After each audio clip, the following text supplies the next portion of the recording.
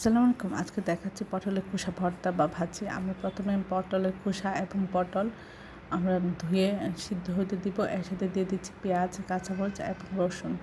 আর সাথে দিব আধা চামচ হলুদ গুঁড়া, আধা চামচ লবণ, আধা চামচ ধনিয়ার গুঁড়া, আধা চামচ জিরা গুঁড়া। সব কিছু দিয়ে আমরা এটা সিদ্ধ করে নেব। সিদ্ধ হয়ে ঠান্ডা হয়ে গেলে আমরা একটা ব্লেন্ডার জারে দিয়ে দিব, দিয়ে ব্লেন্ড করে নেব। নিয়ে এখন পরিমাণ মতো তেলের মধ্যে পেঁয়াজ দিব আর 2 চামচ রসুন ছাঁচা দিয়ে আমরা এটা নাড়াচাড়া করে নেব। তারপরে এখন তেলের মধ্যে আধা চামচ ধনিয়া গুঁড়া, আধা চামচ জিরা গুঁড়া দিয়ে দিচ্ছি। দিয়ে আমরা এখন যে ব্লেন্ড করে রেখেছি পটলের খোসাটা ওটা দিয়ে দিব। দিয়ে আমরা বারবার নেড়ে ছেড়ে এর মধ্যে যে পানির ভাবটা আছে সেটা শুকিয়ে নিব।